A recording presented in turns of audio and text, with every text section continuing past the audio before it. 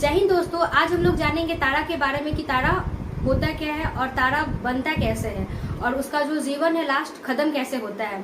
सबसे पहले तारा के बारे में हम लोग जानेंगे कि तारा जो होता है वैसा आकाशीय पिंड है जिसके पास खुद का उष्मा और प्रकाश होता है। जिसके पास खुद का उष्मा और प्रकाश होता है उसे तारा कहते हैं। और तारा सबसे पहले बनता कैसे है, तो तारा जो बनता है वो एक सबसे पहले बीरल गैस का वो एक घने बादल कैसे छाया रहता है उसी प्रकार जस्ट बादल के समान छाया हुआ एक गैस का गोला होता है। ठीक है, उसके बाद वो जो गोला होता है धीरे धीरे वो एकत्रित होता है, जैसे इकट्ठा होता है। इकट्ठा होने के बाद वो निहारिका बनता है।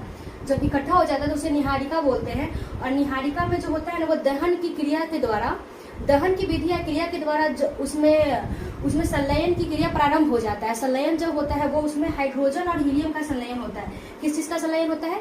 हाइड्रोजन और हीलियम का संलयन होता है। उसके बाद वो तारा बन जाता है। और तारा का जो जीवन होता है जैसे जैसे उसके अंदर का हाइड्रोजन और हीलियम का जो संलयन की क्रिया के द्वारा जैसे जैसे उसके अंदर का ईंधन जो होता है, ईंधन जो धीरे धीरे उसका जो समाप्त होने लगता है उसके बाद वो लाल दानव बन जाता है। क्या बन जाता है? लाल दानव।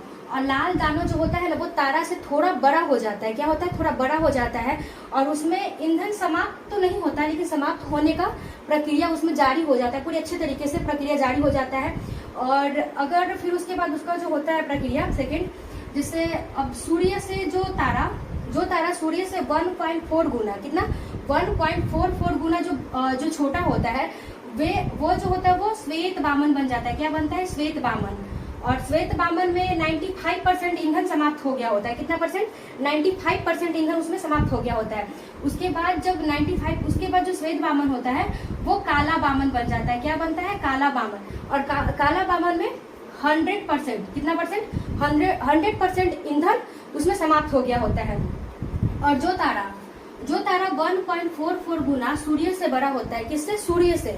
जो तारा 1.44 गुना सूर्य से बड़ा होता है वो तारा अभिनव तारा कहते हैं। क्या कहते हैं? अभिनव तारा, या फिर उसको विस्फोटक तारा भी कहते हैं। विस्फोटक तारा इसलिए बोलते हैं क्योंकि उसमें विस्फोट होता है। क्या होता है? उसमें विस्फोट होता है। और फिर विस्फोट होने के बाद उसका वो बनता है एक न्यूट्रॉन तारा का भी रूप ले लेता है।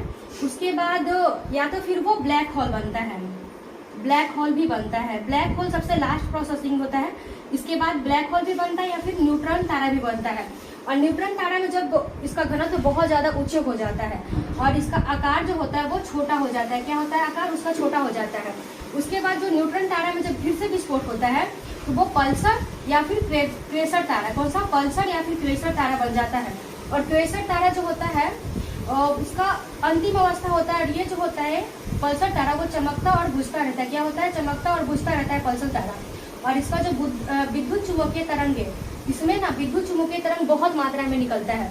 और इससे तो बहुत ज्यादा जो क्वेसर तारा है उससे बहुत ज्यादा मतलब इससे विद्युत चुम्बकीय तरंगे निकलता है। और ये ब्लैक होल सबसे लास्ट अवस्था जो तारा का होता है वो ब्लैक होल होता है। ब्लैक होल का जो घनत्व होता है बहुत ज्यादा अधिक होता है। और इससे तो प्रकाश भी बिल्कुल भी निकल नहीं पाता है। जो प्रकाश होता है इससे गुजर के थोड़ा सा भी बाहर नहीं निकल पाता है। और ये जो ब्लैक होल होता है, ब्लैक होल ये पल्सर, क्वेलस और श्वेत वामन सबको अपनी ओर खींच लेता है। ये हुआ तारा का पूरा जीवन काल की वो कैसे उसका प्रारंभ हुआ, कैसे उसका लास्ट हुआ, ये तारा का।